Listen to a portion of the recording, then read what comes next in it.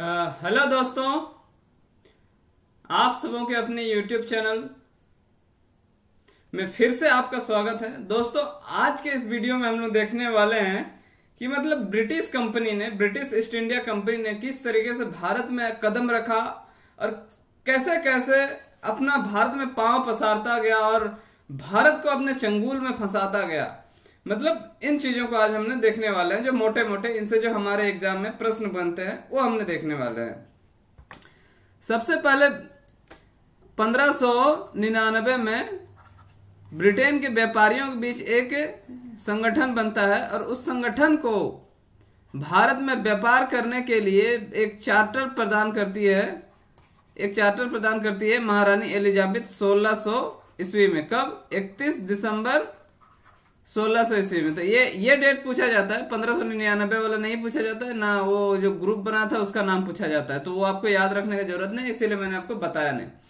तो ये जो ब्रिटिश ईस्ट इंडिया कंपनी है, ये अंग्रेजी ईस्ट इंडिया कंपनी है, इसको जो है महारानी एलिजाबेथ ने 31 दिसंबर 1600 ईस्वी को पूर्व के क्षेत्रों में, भारत ही नहीं पूर्व के क्षेत्रों में व्यापार करने के लिए एक चार्टर प्रदान किया।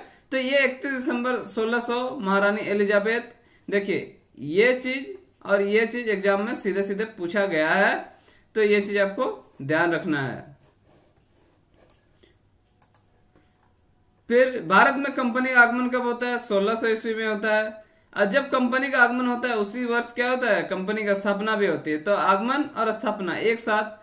और ये क्वेश्चन पूछा जाता है कि मतलब प्रथम कोठी या प्रथम फैक्ट्री कहाँ स्थापित किया गया? तो भारत में जो है, देखिए 1608 में एक अंग्रेजी दूत आता है, उसका नाम क्या है?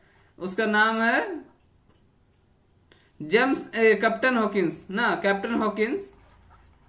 हॉकिंस आता है 1608 में। जेम्स प्रथम का दूत बनकर आता है। वो निकलता है अकबर के दरबार में जाने को, लेकिन वो पहुंचता है कहाँ? वो पहुंचता है जहांगीर के दरबार में। तो जहांगीर के दरबार में पहुंचता है, लेकिन वो मतलब क्या है कि वो जहांगीर से अपनी एक व्यापारिक कोठी बनाने की छूट प्राप्त करता है सूरत में, ठीक है।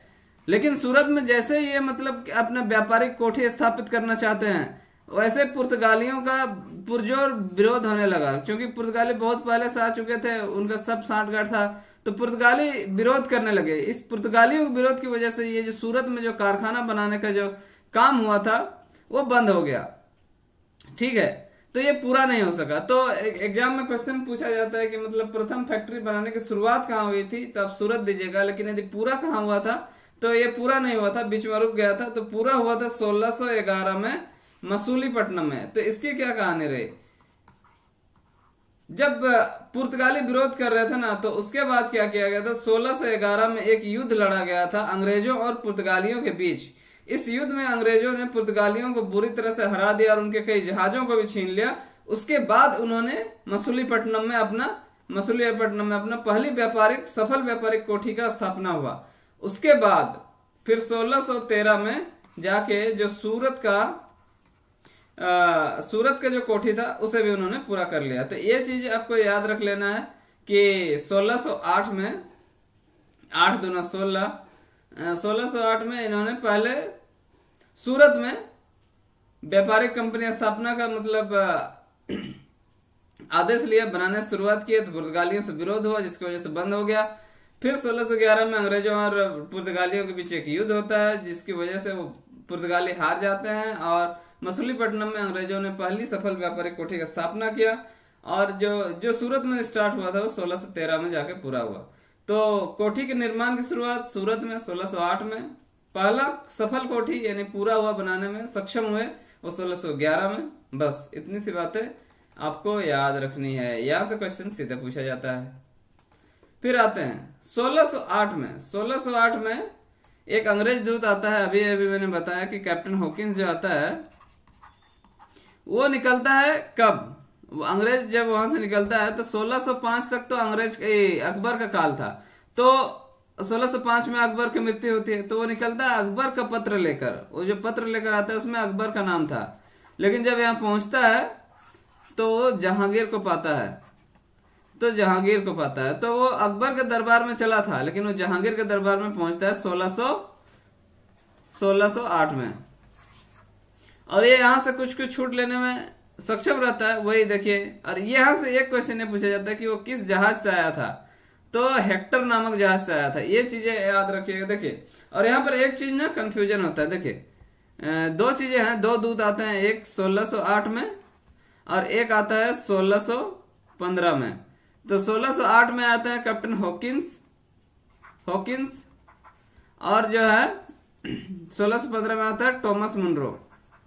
तो देखिए, कैप्टन हॉकिंस, इसमें देखिए 8 है और 15 है। देखिए, इसमें एच से स्टार्ट हो रहा है और इसमें टी से स्टार्ट हो रहा है। तो यदि आप इंग्लिश अल्फाबेट में देखिएगा तो हॉकिंस पहले आएगा, उसके बाद टी बाद में आएगा। ठीक है, एच 8 नंबर में ऐसे भी आता है। ठीक है, ये तो आप ऐसे भी नहीं बोल सकते। देखो 1608 कैप्टन हॉकिंस, यदि एच का यदि इंग्लिश अल्फाबेटिकल नंबर यदि देखा जाए तो ये 8 ही होता है। तो ये तो आपका डेट भी आप बोल नहीं सकते हैं। हॉकिंस से 8 से 8, और जो टॉमस मुनरो है ये ठीक है 1615 में आता है। ठीक, तो ये सब चीजें हैं। जैसे इसमें एच और टी करके देखिएगा तो इसमें कोई कंफ्यूजन नहीं होगा कि कौन पहले आया था और कौन बाद में आया था। और ये याद रखिएगा कि ये, हाँ, इसको भी ध्यान दीजिएगा कि ये हेक्टर नामक जहाज से आया था। तो यहाँ देखिए, ये भी एच से शुरुआत हो रहा है और ये भी एच से शुरुआत हो रहा है। तो ये चीजें हैं। 1608 में जहांगीर से सूरत में फैक्ट्री के छूट प्राप्त किया, लेकिन पुर्तगालियों के जबरदस्त विरोध की वजह से जो है ना नहीं कर पाया। अब आगे देखते हैं। 1615 में टॉमस रो आते हैं, जेम्स प्रथम के राजदूत होते थे। इसके साथ साथ इसमें क्या होता है कि हाँ, ये तो आए, फिर क्या होता है कि अंग्रेजों का जो है ना 1688 में, यहाँ पर एक चीज आता है कि 1632 में एक गोलकुंडा का जो सम्राट था, गोलकुंडा का जो शासक था, उसने एक सुनहरा फरमान दिया था जो 500 पैगोड़ा के प्रति वर्ष के मतलब कीमत पे, मतलब वो गोलकुंडा के सारे बंदरगाहों पर मुक्त व्यापार का क्षेत्र बना दिया था अंग्रेजों के लिए। तो एक सुनहरा फरमान था जिसकी वजह से वो अपने व्यापार को बढ़ाने में सक्षम रहे। वो मैंने बाद में जिक्र किया है, लेकिन मैंने बता दिया क्रोनोलॉजिकल आ रहा था। तो देखिए, फिर 1688 में क्या होता है एक्चुअली, ये देखिए, ये एक्चुअली क्या होता है कि ये मैं बताता हूँ कि 1681 में औरंगजेब को एक चीज पता चलता है कि औरंगजेब को पता चलता है कि अंग्रेज जो है ना चुंगी नामक कर को वो नहीं चुका रहे हैं। तो उसकी वजह से क्या होता है कि अंग्रेजों और किसका, औरंगजेब के बीच एक युद्ध होता है। उसमें 1686 में अंग्रेजों को औरंगजेब हरा देता है। लेकिन अंग्रेज मतलब क्या थे, चतुर थे। उन्होंने औरंगजेब से मतलब शुरुआती क्रम था ना उनका, इसलिए वो क्या किए, वो तुरंत माफी मांग ली। वो ईगो पे नहीं लेते थे, वो मतलब सामने वाला को चढ़ा देते थे। जब सामने वाला को शांत हो जाता था ना, सामने वाला जब अरे ये तो मतलब मेरे अंडर में है, जब सामने वाला शांत हो जाता था तो वो एक्टिव होते थे। और फिर 1688 में उन्होंने माफी मांग लिया, तो वो चीज उनका सॉर्ट आउट हो गया। फिर उनके बाद धीरे धीरे उन्होंने चोट करना शुरू किया बाद में। तो अंग्रेजों के साथ यही होता था कि वो आते थे, पहले शांति से रहते थे, सामने वालों को भनक भी नहीं लगने देते थे। फिर जैसे जैसे वो कमजोर होता जाता था, वो बेध्यान होता जाता था, वैसे वैसे धीरे धीरे चोट करते थे। तो ये चीज आप देखिएगा कि हाँ,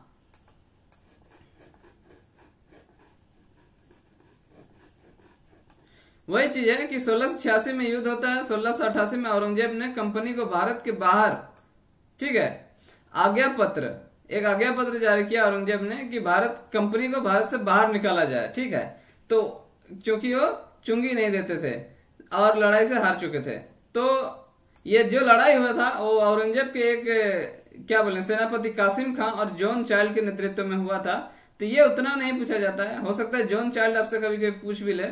और चूंकि अंग्रेज ने माफी मांग लिया तो इस समस्या का कोई मतलब इफेक्ट नहीं पड़ा, ये जो आज्ञा पत्र का कोई प्रभाव नहीं पड़ा और अंग्रेज बने रहे।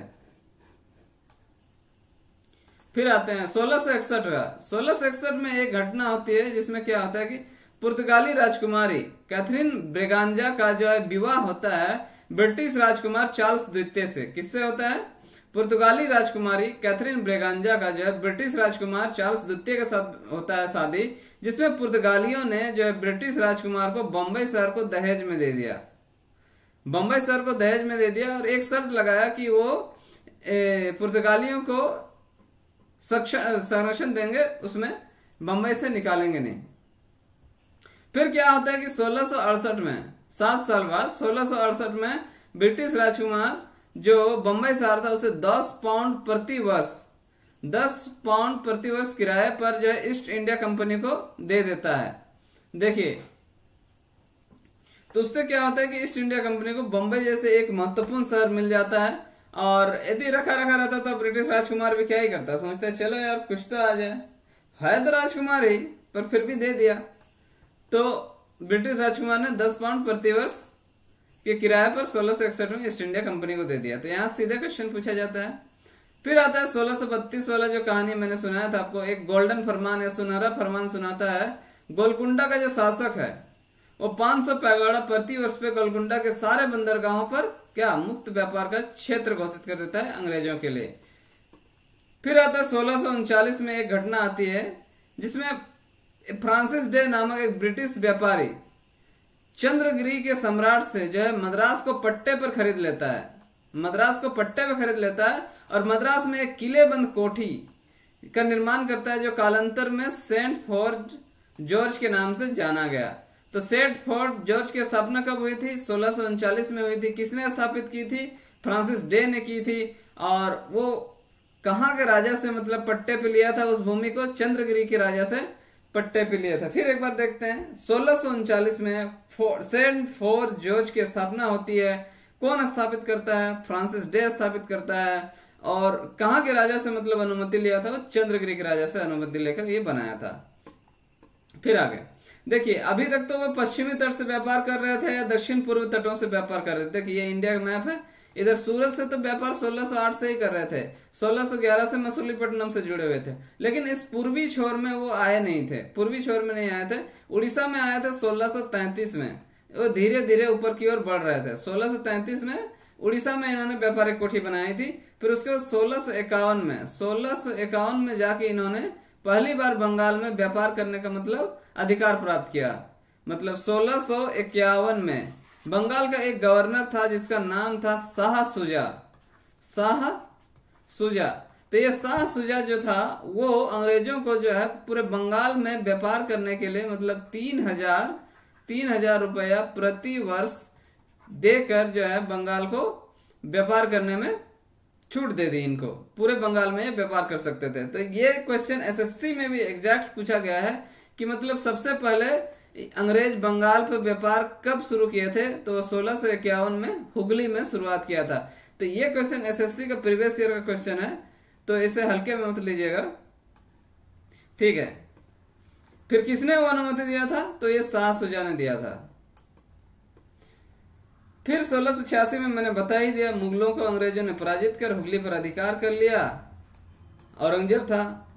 फिर आता है 1698 में 3 गांव सुतानाती, गोविंदपुर और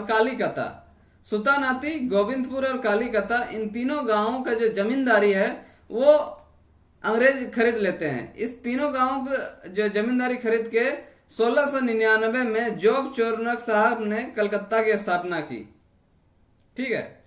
तो इन तीनों गांवों को मिलाकर कलकत्ता की स्थापना किसने की? जॉब चोरनक ने। ये सब क्वेश्चन सीधे पूछा जाता है।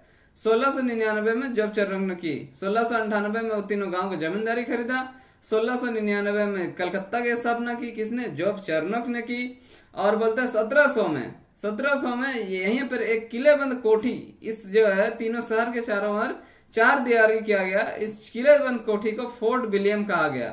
और इस फोर्ट विलियम का जो पहले जो लीडर थे, पहले जो नेता थे वो चार्ल्स आयर थे। तो यहाँ से जो है ना सब पूरा फैक्ट क्वेश्चन पूछा जाता है। बस यही नहीं पूछा जाता है कि मतलब ये जमींदारी कितना में खरीदे गए थे। ये 1200 रुपया में खरीदा गया था, बट इसके अलावा सारा क्वेश्चन पूछा जाता है। ये 1698 वाला डेट भी उतना तो नहीं पूछा जाता, बट हाँ सुतानाती गोविंदपुर कालीकता 1698 में खरीदती है। और 1699 में जॉब चोरनक, ये 99 वाला भी जनरली नहीं पूछा जाता, बट ये जॉब चोरनक वाला पूछ लिया जाता है।